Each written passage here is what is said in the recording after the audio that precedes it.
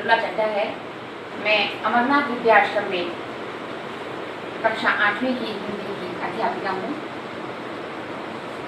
सबसे पहले तो मैं उन सभी बच्चों को, कक्षा 7 के सभी बच्चों को आशीर्वाद और शुभकामनाएं देना चाहूँगी जो कि बहुत अच्छे अंक लेकर 8वीं कक्षा में प्रोन्नत हुए हैं। बच्चों, जैसा कि आप सभी जानते हैं, आजकल कोविड-19 कोरोना वायरस संक्रमण के चलते हुए हमारे माननीय प्रधानमंत्री श्री नरेंद्र दामोदर दास जी ने लॉकडाउन की घोषणा की है। अतः हमारी प्रबंध समिति के सदस्य श्री चेयरमैन सर आदरणीय प्रधानाचार्य जी डॉक्टर अरुण कुमार वाजपेयी जी ने बच्चों की पढ़ाई की क्षति न हो, छात्र छात्राएं ज्ञान का वर्धन करते रहें, आप लोगों के लिए ऑनलाइन कक्षाओं की व्यवस्था की है। तो बच्चों, आज मैं आपको इसी श्रृंखला को आगे बढ़ाते हुए भाषा, लिपि और व्याकरण का अध्ययन कराऊंगी। तो आइए सर्वप्रथम अब हम भाषा के बारे में जानेंगे।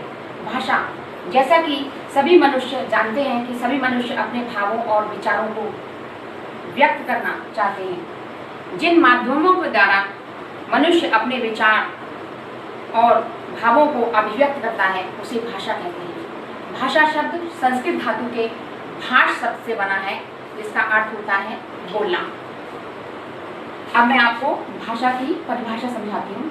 भाषा वह साधन है जिसके द्वारा मनुष्य बोलकर या लिखकर अपने विचार दूसरों पर प्रकट करता है तथा दूसरों के विचारों को सुनकर या पढ़कर ग्रहण कर लेता है। भाषा वह साधन है जिसके द्वारा मनुष्य बोलकर या लिखकर अपने विचार दूसरों पर प्रकट करता है और दूसरों के विचारों को सुनकर या पढ़कर ग्रहण कर लेता है, उसे हम भाषा कहते हैं।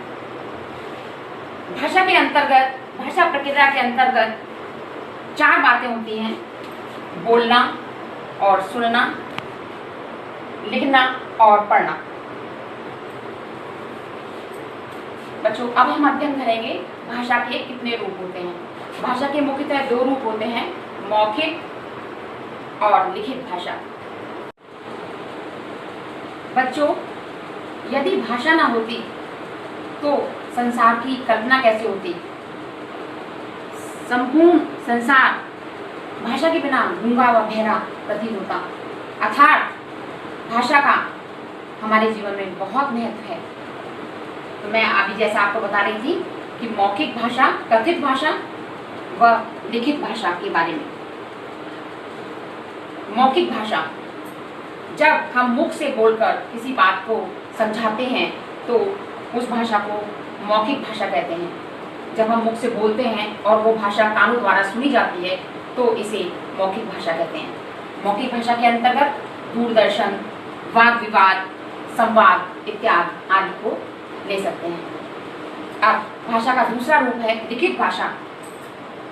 जब विचारों को लिखकर प्रकट किया जाता है और पढ़कर समझा जाता है तब भाषा का लिखित रूप होता है। जैसे मैं इसे आपको एक उदाहरण के द्वारा समझाती हूँ। अमरनाथ विद्याश्रम आवासीय संस्था है का कक्षा 7वीं का छात्र प्रवीण अर्धवार्षिक परीक्षाओं में जिसके बहुत अच्छे अंक आए, उसने पत्र के माध्यम से अपनी माताजी को अपने अंकों की संपूर्ण सूची भेजी और उसकी माताजी ने उसके अंकों की पूरी जानकारी उस पत्र को पढ़कर प्राप्त कर ली। तो ये भाषा का लिखित रूप हो गया।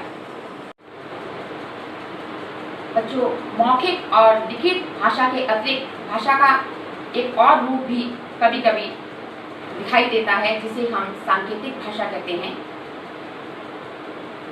जब अपने मंतव्य को व्यक्त करने के लिए संकेतों या इशारों का सहारा लिया जाता है, जैसे मुंह पर उंगली रखकर चुप करने का इशारा या हाथ से बाय करके इशारा, यह सांकेतिक जो है मुख बधिरों के लिए भी प्रयोग की जाती है यह भाषा।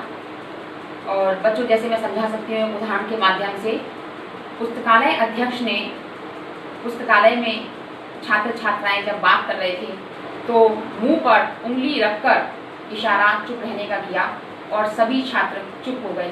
तो ये जो इशारा है वो सांकेतिक भाषा के अंतर्गत आता है। लेकिन ध्यान रखने वाली बात यह है बच्चों विशेष कि इस सांकेतिक भाषा का व्याकरण में महत्वपूर्ण स्थान नहीं है। व्याकरण में मौखिक और लिखित, जिसे हम कथित भाषा कह सकते हैं, उसी का विशेष रूप से प्रयोग किया जाता है। तो बच्चों, भाषा के अनेक रूप हैं। सर्वप्रथम मैं आपको मातृभाषा, तत्पश्चात राजभाषा और राष्ट्रभाषा से अवगत कराऊंगी। मातृभाषा, शिशु सबसे पहले जिस भाषा को सुनता है उसी को ग्रहण करना शुरू कर देता है और धीरे धीरे उसे सीख जाता है। बच्चों, इसी को मातृभाषा कहते हैं। मातृभाषा, इसको पुनः मैं परिभाषा के माध्यम से आपको समझाना चाहती हूँ। वह भाषा जो माँ तथा परिवार के अन्य सदस्यों द्वारा घर पर प्रयोग की जाती है उसे मातृभाषा कहा जाता है। बच्चों, वह भाषा जो माँ तथा परिवार के अन्य सदस्यों के द्वारा घर में बोली जाती है या प्रयोग की जाती है, उसको ही बच्चा धीरे धीरे सीख लेता है और इसे ही मातृभाषा के अंतर्गत रखा जाता है। राजभाषा, बच्चों जैसा कि नाम से ही स्पष्ट हो रहा है, राजकाज की भाषा को राजभाषा कहते हैं। प्रशासन के सभी कामों में हिंदी का प्रयोग करना अत्यंत आवश्यक है। बच्चों, आज़ादी मिलने के बाद बनाई गई संविधान सभा ने भी 14 सितंबर 1949 में हिंदी को राजभाषा के रूप में मान्यता प्रदान की। इसीलिए प्रतिवर्ष 14 सितंबर को पूरे देश में हिंदी दिवस के रूप में मनाया जाता है। अब हम आते हैं राष्ट्रभाषा। सब पहले हमने सीखा मातृभाषा, राजभाषा और अब तीसरा पॉइंट है हमारा राष्ट्रभाषा। बच्चों, राष्ट्रभाषा को समझाने से पूर्व कविता की 2 पंक्तियां मुझे याद आ रही हैं, उनके माध्यम से मैं आपको समझाना चाहूँगी। हिंदी संबंधित कविता है। हिंदी भारत माँ का हार, करो राष्ट्रभाषा से प्यार। एक बार मेरे साथ सभी बच्चे इस कविता को उच्चारित करेंगे। हिंदी भारत माँ का हार, करो राष्ट्रभाषा से प्यार। हिंदी भारत माँ का हार, करो राष्ट्रभाषा से प्यार।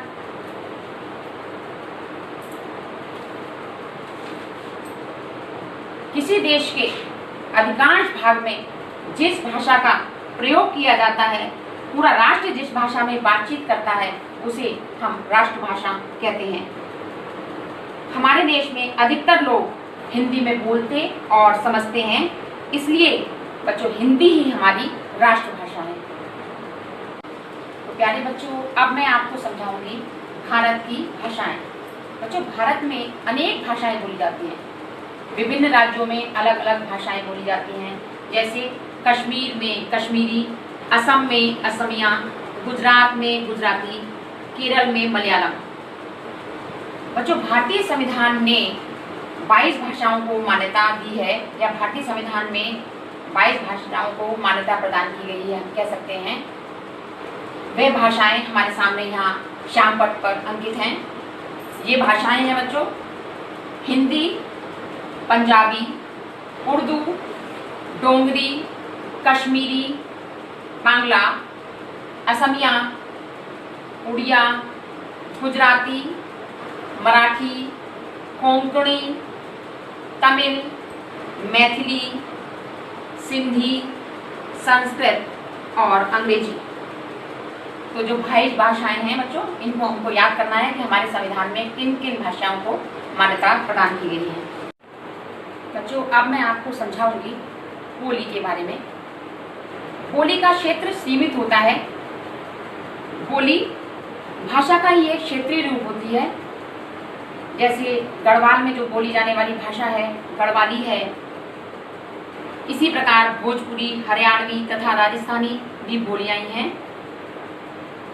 तो बच्चों बोली और भाषा में ये अंतर है कि बोली जो होती है साहित्यिक नहीं होती है और उसका क्षेत्र जो होता है बहुत सीमित होता है। जैसे मैंने आपको बताया गढ़वाल क्षेत्र में बोली जाने वाली भाषा गढ़वाली है। बोली समझाने के पश्चात अब मैं आपको लिपि समझाऊंगी। लिपि किसे कहते हैं? बच्चों लिपि के बिना किसी भी भाषा का ज्ञान करना संभव नहीं है। वर्णों के लिखने के ढंग को ही लिपि कहा जाता है। वर्णों के लिखने के ढंग को लिपि कहा जाता है। भाषा की ध्वनियों को लिखने के ढंग को इस प्रकार भी कह सकते हैं हम, भाषा के लिखने के ढंग को भी लिपि कहा जाता है। भाषा की ध्वनियों को लिखने के ढंग को लिपि कहते हैं। हिंदी भाषा की जो लिपि है देवनागरी है, अंग्रेजी भाषा की लिपि रोमन है, संस्कृत भाषा की लिपि भी देवनागरी है और पंजाबी भाषा जो है वो गुरुमुखी में लिखी जाती है। तो इस प्रकार हमने जाना कि हर एक भाषा की अपनी अपनी लिपि होती है। लिपि के बिना भाषा का ज्ञान असंभव है बच्चों। उर्दू भाषा की जो लिपि है वो फारसी लिपि है और इसमें विशेष ध्यान देने वाली बात जो है वो ये है कि ये सदैव दाईं ओर से बाईं ओर लिखी जाती है। जो उर्दू लिपि है उसकी फारसी लिपि है और वो दाईं ओर से बाईं ओर लिखी जाती है। ये इसमें विशेष ध्यान देने योग्य बात है। अब बच्चों लिपि के पश्चात मैं आपको व्याकरण का ज्ञान कराऊंगी। आप जैसा कि जानते हैं व्याकरण के नियमों की जानकारी के बिना किसी भी भाषा को लिखना और उसके नियमों जब तक हम नहीं जानेंगे तो हम किसी भाषा को भी अच्छी तरह से ज्ञान प्राप्त नहीं कर सकते हैं, किसी भाषा को भी अच्छी प्रकार से लिख नहीं सकते हैं। व्याकरण जैसा कि नाम से ही स्पष्ट है, व्याकरण, वि मीन्स विशेष। जब हम किसी विशेष नियमों की जानकारी करते हैं तो इसको व्याकरण के अंतर्गत माना जाता है। व्याकरण शब्द का शाब्दिक अर्थ है टुकड़े टुकड़े करना। व्याकरण की परिभाषा के माध्यम से आपको मैं व्याकरण के समझाती हूँ। जो शास्त्र भाषा के नियमों की जानकारी प्रदान करता है, जो शास्त्र भाषा के नियमों की जानकारी प्रदान करता है उसे हम व्याकरण कहते हैं। वह शास्त्र जो भाषा के शुद्ध रूप का, इसको हम ऐसे भी कह सकते हैं बच्चों, वह शास्त्र जो भाषा के शुद्ध रूप का लिखना तथा प्रयोग करना सिखाता है व्याकरण कहलाता है। जैसे बच्चों एक मैं सेंटेंस के माध्यम से, एक वाक्य के माध्यम से आपको समझाती हूँ। मेरे को बाजार जाना है। हंसी आ रही है बच्चों? यह वाक्य गलत है बच्चों। इस जो वाक्य बच्चा बोल रहा है उसको व्याकरण का ज्ञान नहीं है। यदि उसे व्याकरण का ज्ञान होता तो वह बच्चा कहता मुझे बाजार जाना है। मैं एक और अन्य वाक्य के माध्यम से पुनः आपको व्याकरण का समझाती हूँ। हम बाजार जा रहा हूँ। कैसा लगा बच्चों? हम बाजार जा रहा हूँ। अब मैं इस वाक्य को शुद्ध करती हूँ। हम बाजार जा रहे हैं। हम खाना खाए। हमने खाना खाए। तो क्या होगा बच्चों उसका शुद्ध वाक्य? हमने खाना खाया। जिसको व्याकरण की समुचित जानकारी होगी वो शुद्ध वाक्य बनाएगा बच्चों। अर्थात हम कह सकते हैं व्याकरण वह शास्त्र है जो हमें भाषा के शुद्ध अशुद्ध रूप की पहचान कराता है। अर्थात हम यह कह सकते हैं, मैं पुनः कहना चाहूंगी, व्याकरण वह शास्त्र है जो हमें भाषा के शुद्ध रूप व शुद्ध स्वरूप की पहचान कराता है। व्याकरण से हमें भाषा की शुद्धता का ज्ञान होता है। अब हम व्याकरण के विभाग समझाएंगे आपको। सबसे पहले हमने जाना व्याकरण किसे कहते हैं, व्याकरण की परिभाषा के माध्यम से जाना, अन्य वाक्यों के माध्यम से जाना, और अब हम आपको समझाएंगे व्याकरण के कितने विभाग होते हैं। बच्चों व्याकरण के मुख्यतः 3 विभाग होते हैं, वर्ण विचार, शब्द विचार और सबसे अंतिम जो है वो है वाक्य विचार। वर्ण विचार के अंतर्गत हम वर्णों के स्वरूप, वर्णों के भेद आदि के बारे में अध्ययन करते हैं। इसी प्रकार जब शब्द विचार आते हैं, शब्दों के स्वरूप तथा भेद आदि का अध्ययन शब्द विचार के अंतर्गत किया जाता है। और सबसे अंतिम जो है हमारा वाक्य विचार। इसमें बच्चों विविध प्रकार के वाक्य, वाक्यों के स्वरूप, वाक्यों के चिन्ह और विराम चिन्ह आदि का अध्ययन हम वाक्य विचार के अंतर्गत करते हैं। तो इस प्रकार आज बच्चों हमारा यहाँ भाषा, लिपि और व्याकरण पाठ संपूर्ण हो गया है। और तत्पश्चात अब मैं आपको कुछ अभ्यास कार्य दूंगी, गृह कार्य दूंगी, जो कि आप स्वयं करेंगे और जिससे पता लगेगा कि हमने जो पढ़ा हमको कितना समझ में आया। बच्चों, पहला प्रश्न हमारा अभ्यास कार्य का गृह कार्य हेतु जो मैं दे रही हूँ है सही वाक्य पर सही का अथवा गलत वाक्य पर गलत का निशान लगाइए। पहला क्वेश्चन है, भारत की राष्ट्रभाषा उर्दू है। सोचिए बच्चों और इस पे मार्क करिए, निशान लगाइए। भारत की राष्ट्रभाषा उर्दू है। दूसरा प्रश्न है, हिंदी की लिपि रोमन है। तीसरा प्रश्न है, भाषण, वार्तालाप, आकाशवाणी, परिचर्चा आदि मौखिक भाषा के रूप हैं। चतुर्थ प्रश्न है, व्याकरण के द्वारा हमें भाषा के शुद्ध और अशुद्ध रूप का ज्ञान होता है। सोचिए बच्चों, अभी हमने पूरा पाठ पढ़ा, अध्ययन किया, उसके आधार पर यहाँ निशान लगाइए। किसी भाषा को लिखने की विधि लिपि कहलाती है।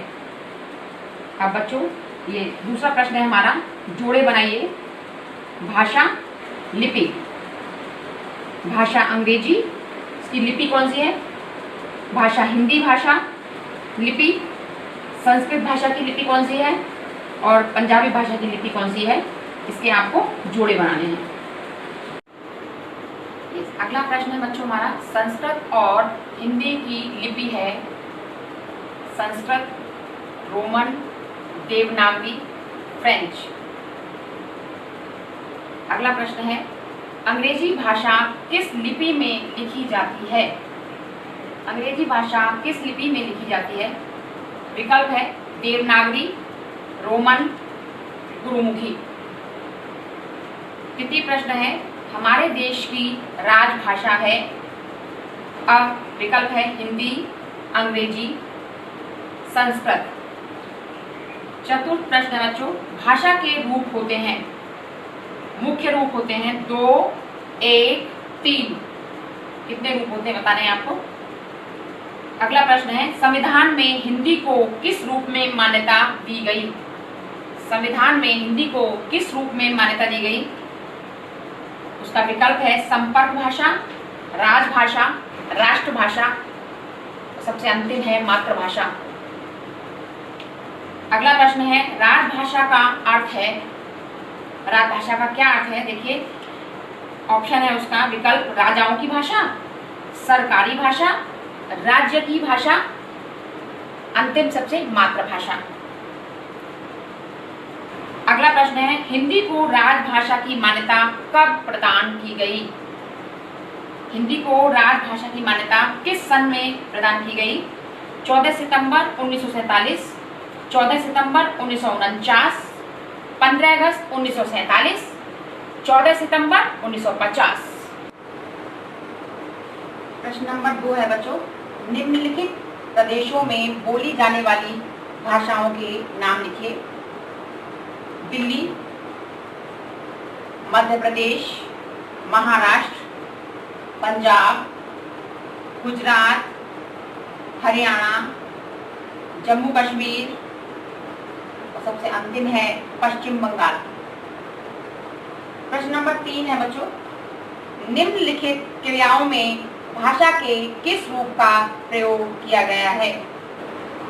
गाना सुनना, समाचार पत्र पढ़ना, परिचर्चा सुनना, कहानी सुनना, SMS करना, वाद विवाद प्रतियोगिता, ट्रैफिक संचालन में। इसमें आपको बताना है सबको सोच के कि इन क्रियाओं में किस भाषा का प्रयोग किया गया है। बच्चों, आज हमने पढ़ा भाषा, लिपि और व्याकरण, बहुत महत्वपूर्ण शीर्षक वाला ये हमारा पाठ 8, कक्षा 8वीं का पाठ है। इसमें हमने जाना भाषा किसे कहते हैं, बोली किसे कहते हैं, राजभाषा किसे कहते हैं, राष्ट्रभाषा का महत्व क्या है, हिंदी दिवस कब मनाया जाता है, लिपि से आप क्या समझते हैं, और सबसे अंत में मैंने आपको कुछ बहुविकल्पीय प्रश्न दिए, कुछ रिक्त स्थान दिए हैं ताकि आप गृह कार्य करें। अब हम आपसे अगले अध्याय में पुनः मिलेंगे, इसी आशा और विश्वास के साथ कि आप इन सारे प्रश्नों को बहुत अच्छी तरह से समझ के